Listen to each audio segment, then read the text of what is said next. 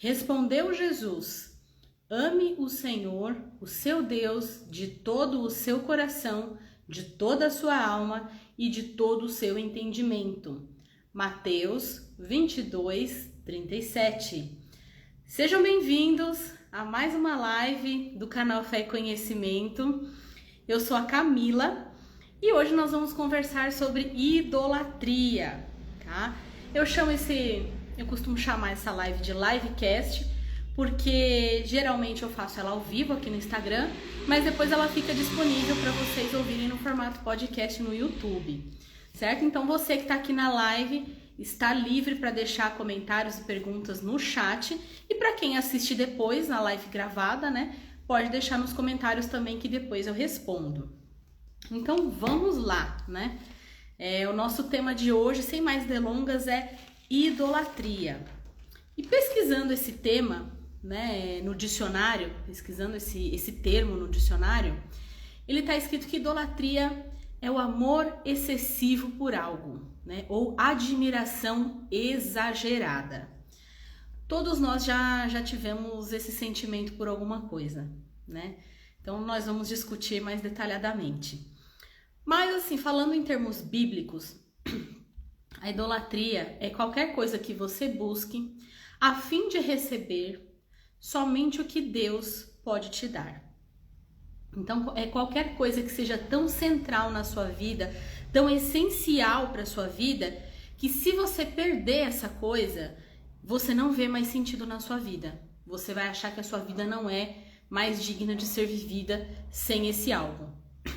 Então, a idolatria, nós podemos idolatrar várias coisas, né? Nós podemos idolatrar pessoas, né? Como maridos, esposas, pais, filhos, pastores.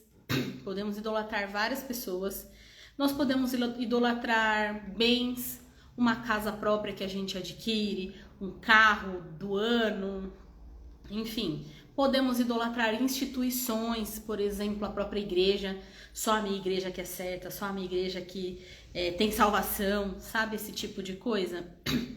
Podemos idolatrar status, função, né? Ou posição, ou profissão também. Então o ser humano ele tem essa incrível, eu falo incrível, obviamente, ironicamente, né? Mas o ser humano tem essa capacidade de transformar qualquer coisa criada em ídolo, né? Então o ídolo ele tem uma certa posição de controle no nosso coração, né? A ponto de você ser capaz de investir nesse algo toda a sua paixão, toda a sua energia, toda a sua disposição, todos os seus recursos emocionais, recursos financeiros, né? Geralmente sem pensar duas vezes. Então tudo aquilo que a gente investe de alguma forma, com muita intensidade, isso pode ser um ídolo. E a gente chama de ídolo porque não é Deus. Quando você adora a Deus, né, é a adoração correta, né? Não é idolatria. A adoração correta é uma adoração ao único Deus. Qualquer outra coisa, sejam outros deuses ou coisas criadas, isso se torna idolatria. E, gente, eu quis compartilhar com vocês um pouco sobre esse assunto, porque no tema atual da escola dominical da minha igreja, como vocês já sabem, tem outras livecasts aqui sobre esse assunto, nós estamos estudando o quanto o nosso mundo está dominado pelo espírito da Babilônia, né? E um dos aspectos desse espírito da Babilônia é a idolatria, né? Então nós vivemos hoje numa sociedade idólatra. Então assim, como disse o sábio Tim Keller, né, um pastor presbiteriano americano, ele escreveu no livro dele que chama Deuses Falsos, que é um livro sobre idolatria, né? O livro sobre o qual eu baseei essa live. Ele fala que assim, hoje nós podemos até não nos dobrar diante de uma estátua de Afrodite, né? Mas muitas jovens hoje entram em depressão, enfrentam transtornos alimentares, transtornos mentais e diversos outros transtornos e problemas de relacionamento por causa de uma preocupação excessiva com a imagem corporal, né? Então, às vezes a gente associa a idolatria a adorar um deus, como no caso aqui que ele deu de Afrodite, né? Uma deusa grega. A gente pode até não adorar esses deuses, Mas a partir do momento que eu invisto toda a minha energia em algo, como o exemplo que ele deu, numa imagem corporal perfeita, isso se torna um ídolo. Deus já não é mais central na nossa vida. Então qualquer coisa pode se tornar um ídolo, inclusive coisas boas, né? O pior não é isso, que às vezes a gente acha que idolatria são coisas ruins, né? Sei lá, idolatrar coisas ruins, tipo adorar Satanás, sei lá. Mas a gente adora coisas boas também, né? Igual eu falei, por exemplo, casamento, filhos, isso são bênçãos, são coisas que Deus nos deu, né, para nos deleitarmos aqui na terra. Mas até isso a gente consegue transformar em idolatria, né? E como que a gente, de uma maneira geral, a gente costuma se relacionar com os ídolos que a gente às vezes mantém, mesmo que obscuramente na nossa vida? A gente se relaciona com os ídolos geralmente de 3 formas. Nós amamos esses ídolos porque a gente se deleita nos prazeres que eles nos fornecem. Mesmo que seja um prazer momentâneo, a gente ama aquilo, a gente se deleita naquilo, né? O segundo aspecto, a gente confia nesse ídolo porque a gente coloca nossas expectativas, né? Nós confiamos, acreditamos que aquilo vai trazer o retorno esperado. A gente acredita que de alguma forma aquilo vai trazer algum tipo de proteção. Então a gente confia nesses ídolos e nós obedecemos os ídolos. A gente obedece no sentido de sermos escravos de ídolos. Porque muitas vezes a gente é controlado por essa coisa, porque a gente quer ter muito determinada coisa e tudo que a gente faz na nossa vida acaba sendo em prol desse ídolo. Então a forma como a gente costuma se relacionar com esses ídolos é dessa forma: amando, confiando e obedecendo, né? O que está, obviamente, errado, né? A Bíblia, ela se refere à idolatria, inclusive usando uma metáfora de casamento. Um profeta que usa bastante essa metáfora é o profeta Jeremias, né? Que ele fala de Israel enquanto povo de Deus, que resolveu adorar outros ídolos, né? Como um povo idólatra, era um povo que estava cometendo adultério contra Deus, né? Mas a Bíblia usa essas metáforas também do casamento no sentido de nós sermos a noiva de Cristo, né? Então, se eu estou me relacionando com outros deuses, né? Então, de alguma forma, a gente comete um adultério que o Tim Keller chama no livro dele, né, de adultério espiritual. Então, sempre que nós desejamos outras coisas, mais do que nós ansiamos pela presença de Deus, mais do que nós ansiamos conhecer a Deus, estar com Deus em oração, na leitura bíblica, qualquer coisa que a gente se deleite, né, que não seja Deus e a sua presença, nós estamos cometendo um adultério espiritual, né?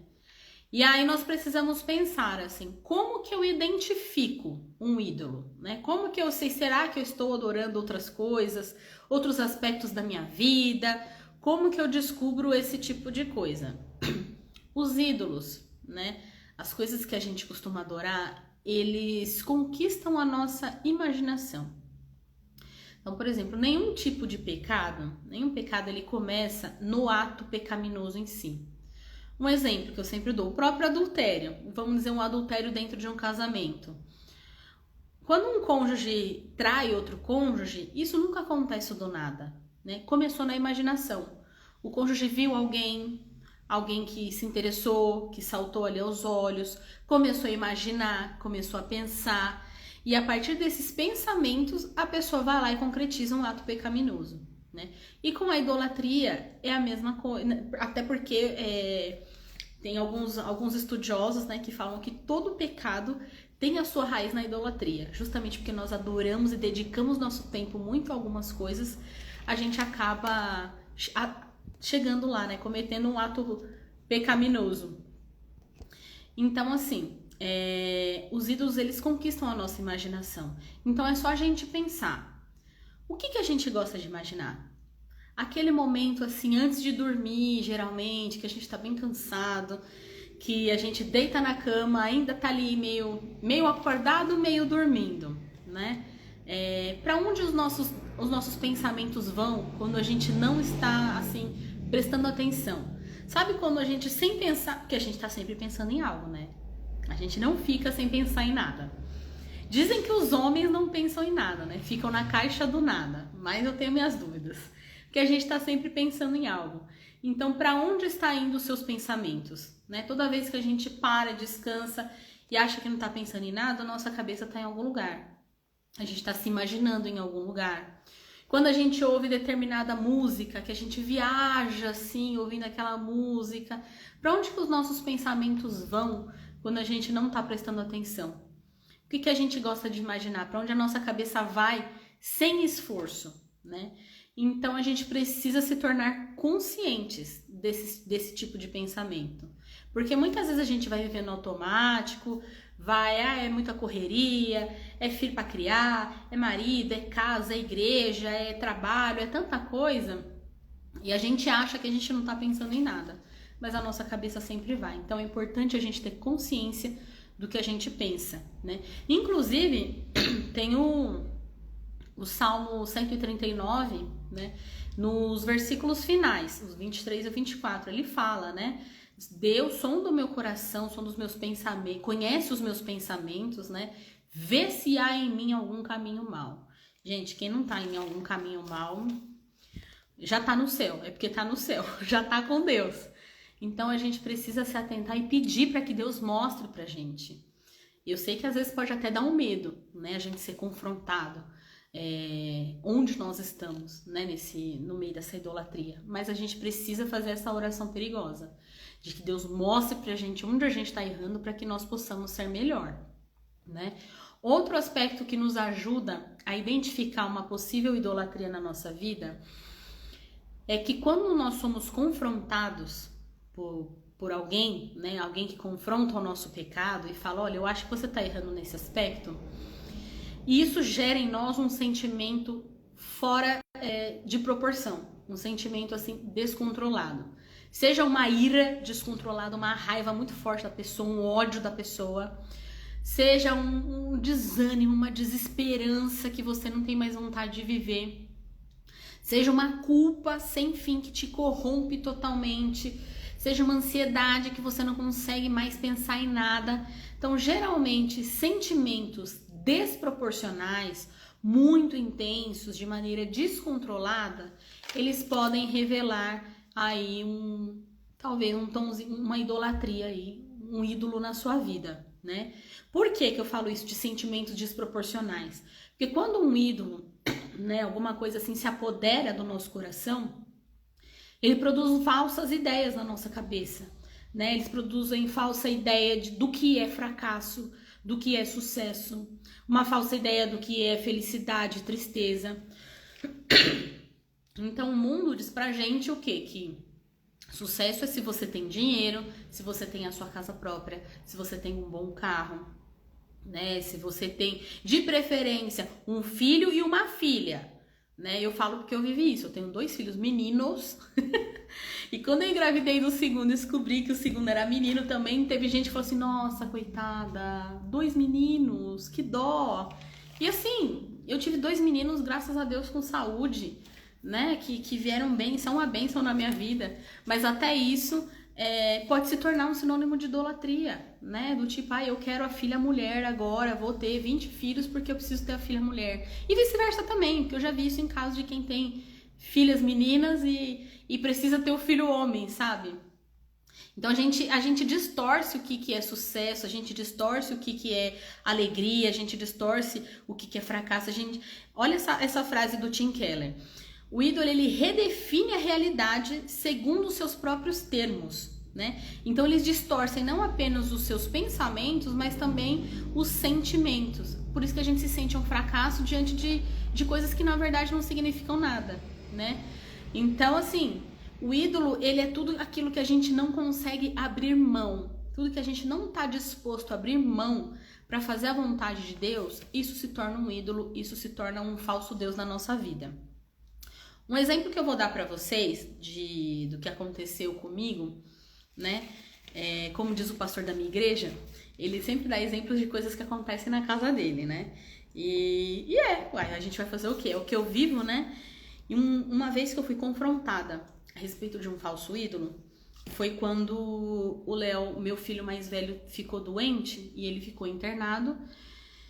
E o Léo estava internado, e uma pessoa falou comigo assim, nossa, mas Por que você não sai do seu emprego? Seu filho tá tão doente, né, por causa da escola, por que você não sai do seu emprego e vai cuidar do seu filho?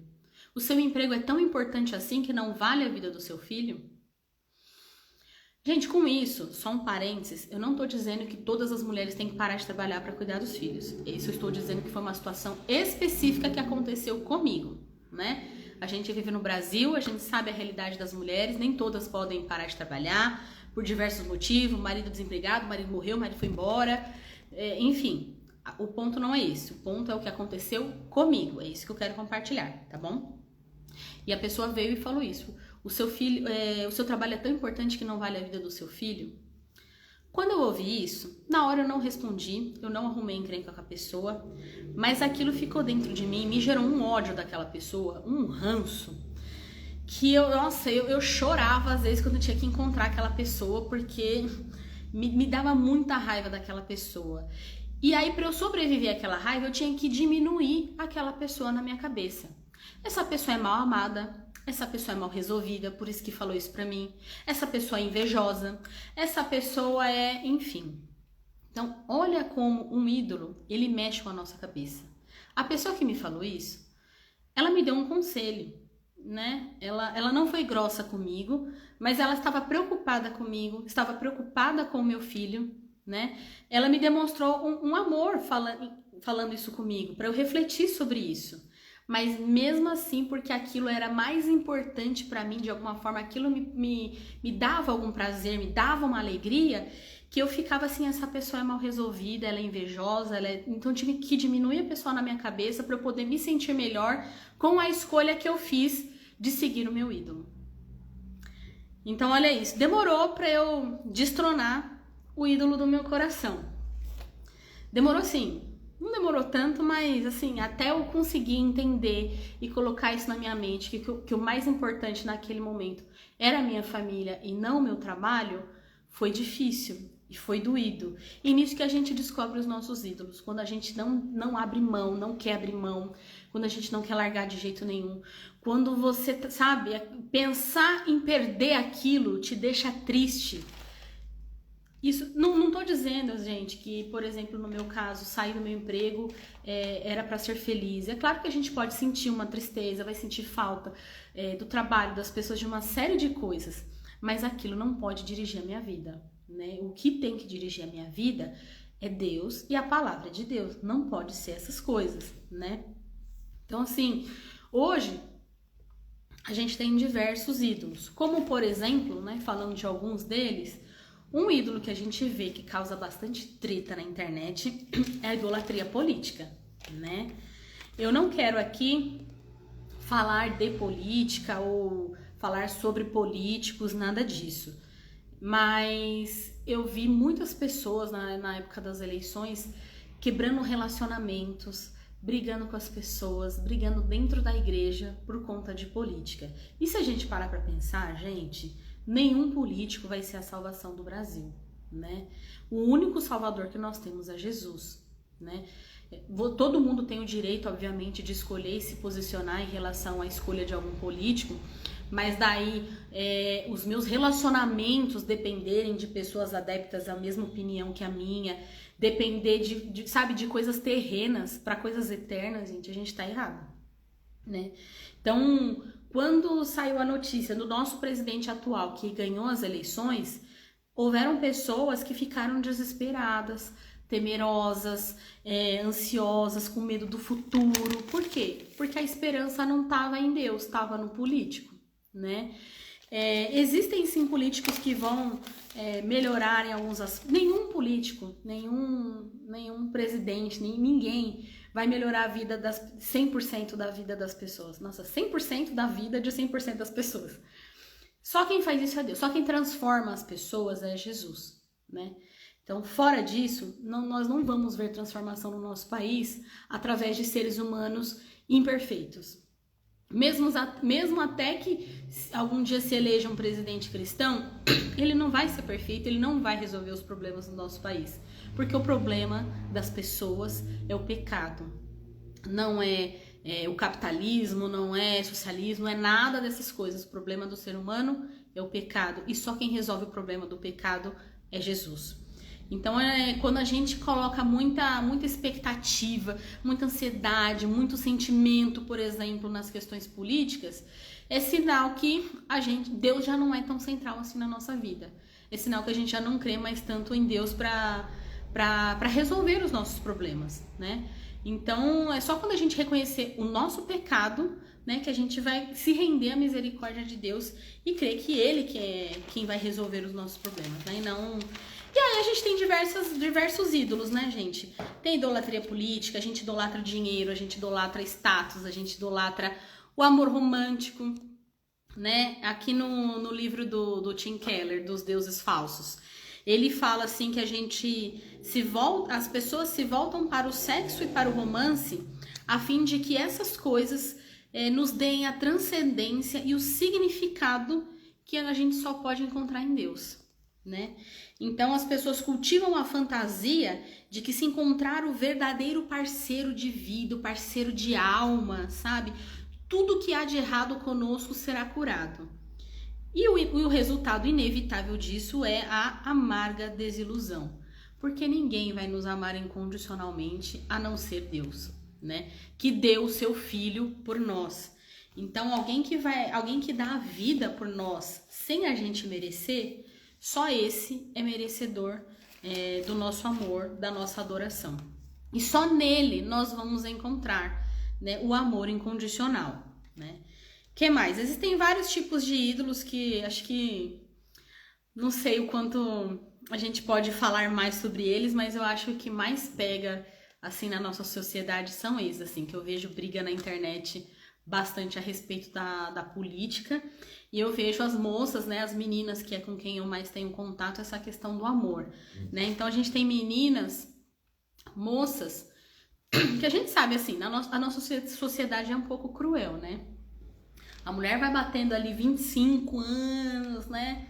E não arrumou namorado, tá sozinha, as pessoas já começam. E aí, não vai arrumar ninguém? Tá encalhada, né? Ou então se namora e o cara não fala nada sobre casamento. E aí, vocês não vão casar? Já vai gerando uma ansiedade. Então, assim, às vezes algumas meninas, elas não percebem, porque isso não é intencional. Isso vai acontecendo de uma maneira inconsciente. As meninas, elas vão sendo criadas para se casar.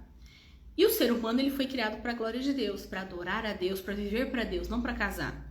Nós podemos adorar a Deus e viver para a glória de Deus estando casados, tendo filhos. Então, algumas coisas não fazem diferença no quesito adorar a Deus, porque nós somos criados para adorar a Deus, não para casar. Então, às vezes, a busca pelo casamento, para algumas meninas, se torna um ídolo, né? O sentido da vida da pessoa passa a ser buscar um marido ou buscar uma esposa. E não, o sentido da nossa vida tem que estar em Deus, né?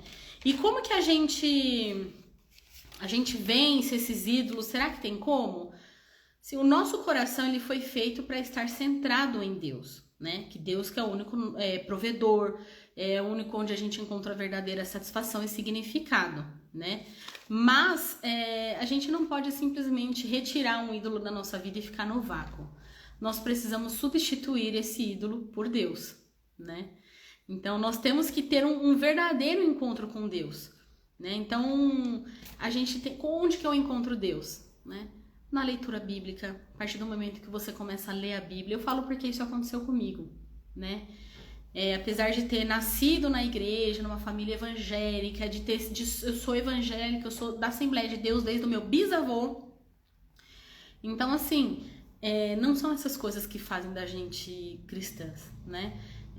Eu aprendi, obviamente, o caminho certo, muitas coisas, fui incentivada sempre na leitura bíblica e tudo mais, mas o meu relacionamento com Deus é eu e Deus. Eu não posso basear o meu relacionamento no que outras pessoas me dizem. Por isso que eu preciso ler a Bíblia, né? Não é que eu não posso basear o meu relacionamento com Deus baseado no que o pastor me diz. É claro que eu aprendo do pastor, né? Só que o pastor tem o relacionamento dele com Deus e eu preciso desenvolver o meu relacionamento com Deus. Então, por isso que eu preciso ler a Bíblia, eu preciso orar, eu preciso buscar entendimento a respeito do evangelho. Eu vejo muitas pessoas hoje que às vezes não estão mais na igreja porque não entenderam por que vão na igreja, né? Pessoas que falam assim: Ah, eu não vou para a igreja porque a igreja é prisão, a igreja aprisiona e oprime as pessoas. Essa pessoa claramente não leu a Bíblia, não entendeu o evangelho, né? Então a gente precisa buscar a Deus, a gente precisa buscar esse conhecimento, porque Deus nos fez seres pensantes, né? Eu acho que um problema que acontece bastante é que as pessoas acabam espiritualizando essas questões. Você não vai sentir vontade de ler a Bíblia, você não vai sentir vontade de estudar a palavra de Deus. Tem coisa que a gente faz sem vontade, a gente faz porque nós somos chamados a isso. Como que eu vou pregar para as pessoas se eu não conheço a palavra? Então eu preciso ler a palavra, eu preciso ler a Bíblia. E a Bíblia é viva, ela vai falar com você. O Espírito Santo, que é o autor da Bíblia, ele tá com você, ele vai te ajudar a entender. Então, nós precisamos buscar esse conhecimento bíblico, buscar a Deus em oração, para que a gente possa destronar esses ídolos falsos e adorar a Deus verdadeiramente, né? Porque afinal de contas, a pior coisa que pode acontecer na nossa vida é que Deus nos conceda aquilo que o nosso coração mais deseja, né? Aquilo que o nosso coração deseja em excesso, né? Então, a gente precisa buscar a Deus até justamente para a gente reorientar e redirecionar os nossos desejos, né? A Bíblia fala, acho que é em Tiago mais ou menos, que fala que a gente ora, a gente pede e não recebe porque não sabe pedir. Por quê? Porque a gente pede baseado em sentimentos pecaminosos, pede baseado em coisas terrenas, né? Então a gente precisa conhecer a palavra de Deus para que a gente possa pedir com sabedoria, para que a gente possa fazer essa autoanálise, para que Deus nos mostre, não só a gente fazer essa autoanálise, mas pedir o que o Salmo 139 diz, né, nos versículos finais. Deus sonda o coração, conhece os nossos pensamentos, vê se há em mim algum caminho mau e me dirige pelo caminho eterno. Eu li um livro que chama Orações Perigosas e ele fala justamente isso. Essa é uma oração perigosa porque a partir do momento que a gente pedir para Deus sondar o nosso coração e ver se há em nós algum caminho mau, ele vai achar. E se eu quero que ele me dirija pelo caminho certo, isso vai doer. Porque geralmente esse caminho que a gente tá cheio de ídolos que a gente não quer abrir mão. Então nós precisamos ter coragem, pedir coragem para Deus. Deus, me dê coragem para que eu peça isso de coração, para que isso realmente aconteça na minha vida, para que eu possa ser direcionada pelo caminho eterno, para que o Senhor me direcione pelo caminho eterno. Então, gente, era isso que eu tinha para falar para vocês. Hoje foi uma live mais rápida. Foi dos assuntos, como eu falei no começo, foi do assunto que eu venho estudando para a escola dominical. Aí tivemos um tópico sobre idolatria na última lição. Eu acho que a gente pode discutir mais sobre isso, estudar alguns livros, inclusive o livro que eu estudei para essa live é esse daqui, chama Deuses Falsos, as promessas vazias do dinheiro, sexo e poder e a única esperança que realmente importa. O autor é o Timothy Keller, ele é um pastor presbiteriano americano e ele é um dos meus autores preferidos porque tudo que eu leio dele é muito bom. E eu já li, tipo assim, sei lá, acho que uns 10 livros dele e ainda tenho mais alguns aqui para ler. Então, eu recomendo bastante. A leitura é algo que muda bastante a nossa vida, né? Criar o hábito da leitura, desenvolver o hábito da leitura nos ajuda bastante, inclusive nessas reflexões, porque muitas vezes, por conta própria, a gente não chega em certas conclusões. E Deus usa pessoas, né, não só através dos testemunhos da nossa igreja, mas também através de livros para falar ao nosso coração. Porque quando eu terminei de ler esse livro, eu estava praticamente chorando, pensando assim, meu Deus, como eu tenho sido idólatra com várias coisas que a gente não percebe, né? Então que a gente possa se aproximar mais de Deus, orar mais a Deus, ler mais a sua palavra, para que possamos deixar esse pecado e estejamos mais atentos, tá? Tem um outro autor americano também, que ele fala assim, os nossos hábitos revelam o que nós adoramos. Então só aí eu acho que não precisa nem de muita explicação, né? Então aquilo que a gente passa a maior parte do nosso dia se dedicando ou pensando, porque eu digo isso porque muitas pessoas falam assim, mas eu não tenho tempo para ler a Bíblia, eu não tenho tempo para orar. Os nossos hábitos revelam o que nós adoramos. Então, tudo aquilo que você dedica o seu tempo e você não tem 10 minutos para ler a Bíblia, não tem 10 minutos, ainda é pouco, mas para quem não tá fazendo nada, que comece com 10 minutos, né? não tem 10 minutos para ler a Bíblia, não tem 10 minutos para orar, nós estamos adorando coisas criadas e não a Deus. Porque é muito fácil, assim, a gente pergunta para pessoas, o que é Jesus para você? O que é Deus para você? Deus é tudo na minha vida. Deus é tudo na vida da pessoa, mas a pessoa não ora, a pessoa não lê a Bíblia, a pessoa não vai para a igreja, a pessoa tem ranço das pessoas. Então Deus é tudo como? Explica para mim, né? Então se Deus é tudo na minha vida, ele tem que impactar todas as áreas da minha vida, a maneira como eu trato meu marido, como eu trato os meus filhos, a maneira como eu trabalho, a maneira com que eu me porto aqui nas redes sociais, com que eu posto, né, o que eu falo para as outras pessoas. Então a gente precisa sair um pouco do raso, sair um pouco do superficial e se aprofundar mais, gente, perder o medo, porque é importante para o nosso crescimento espiritual, né? Eu creio que a maioria das pessoas que me assistem aqui são adultos, né? E como adultos, nem sempre a gente faz o que a gente quer, né? Ainda mais pra quem tem filhos. Nem sempre a gente dorme na hora que a gente quer, nem sempre a gente come na hora que a gente quer, né? Então, às vezes a gente tem que fazer o que tem que ser feito, é obedecer a palavra de Deus. Assim como a gente às vezes cobra a obediência dos nossos filhos, falta da nossa parte essa obediência a Deus, né? De no Salmo 1, né? Meditar na palavra do Senhor de dia e de noite. Deuteronômio 6, falar da palavra a todo momento, ensinar os nossos filhos deitados, em pé, andando, caminhando. Então, assim, nós temos algo para obedecer, né? Nós também devemos obediência a Deus, assim como nossos filhos devem obediência a nós, né? Nós também temos a Bíblia aí para obedecer. Então é isso, eu falei que ia encerrar e acabei falando mais um monte, gente. Mas eu espero que tenha sido útil para vocês essa live, que vocês possam refletir mais sobre isso. E compartilhem também comigo mais a respeito dessas reflexões nos comentários, porque a live vai ficar salva. E eu espero vocês também nas próximas lives, tá bom? Então, a paz do Senhor a todos e até a próxima.